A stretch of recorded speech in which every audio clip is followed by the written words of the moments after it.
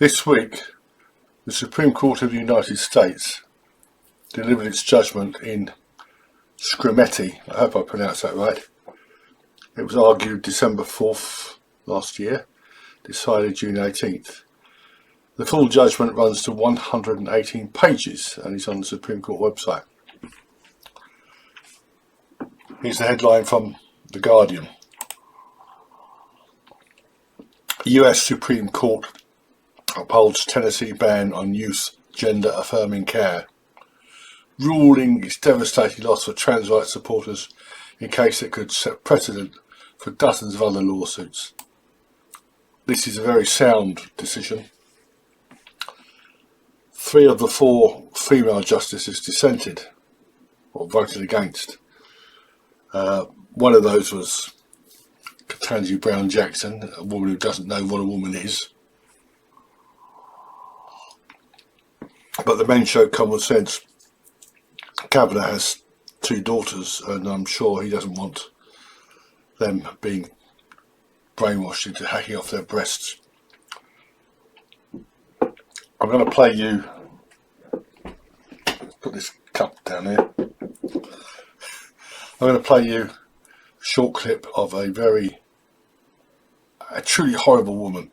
And we've had all kinds of things be said here, words be used. Republicans are bringing yet another despicable bill that attacks the transgender community. And the gentlelady who introduced the bill is calling practices barbaric, but she can't tell us even where the definition she introduced came from.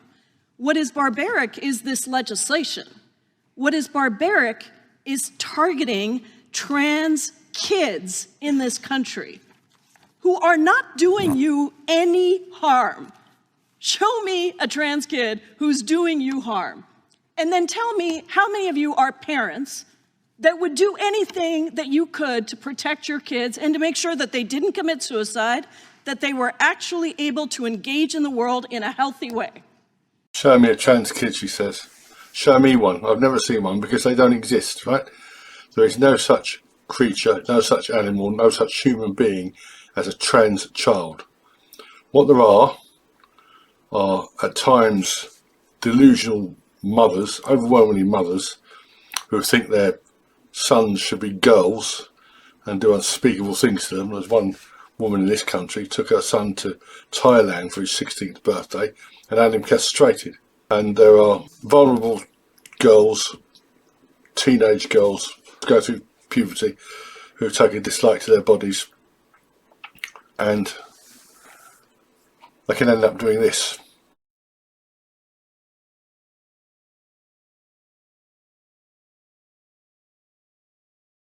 I'm not the only one who finds that photograph horrific. It's so horrific, in fact, that if you run through Google search, it won't search for it. And I tried Grok. I also tried ChatGPT. They won't handle it. It's too much for artificial intelligence. Horrific, absolutely horrific. That is an image that still gives me horrors to this day. In this country, most countries, touch a woman's breast, you can be arrested, dragged into court, fined, put on a sex offenders register perhaps. And yet they're not just touching women's breasts, they're amputating the healthy breasts of delusional young girls. These people belong in prison. The Dr. Frankensteins, the so-called therapists and psychiatrists,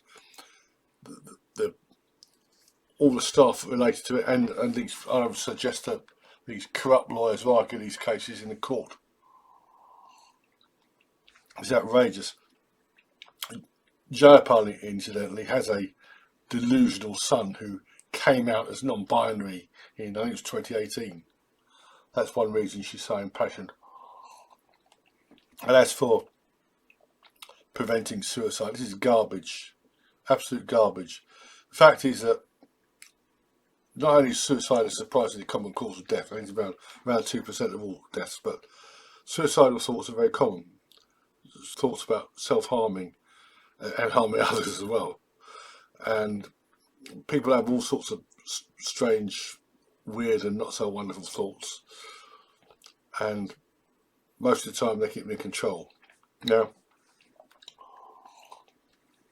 do you really think that pumping kids full of hormones, giving young girls breast binders, is that conducive to their mental health? There was none of this nonsense when I was growing up in the 1960s. There was one that I knew of, April Ashley, who died fairly recently, a couple of years ago, I think. There were occasionally people who, there were the transvestites, but there was none of this on a grand scale. Homosexuality was illegal, and even in the 1970s it was still something to stray away from. There was none of this trans madness in the 70s, the 80s. Even 15 years ago, perhaps 10 years ago, it wasn't as bad. It was nothing like as bad as this. This is social contagion or whatever. And the idea that suddenly kids all over the Western world, for the moment, need to be mutilated for the benefit of their health, no, I don't think so. The Guardian is just totally contemptible. The case was filed last year by 3 families of trans children. Again, there was no such thing as a trans child. No such thing.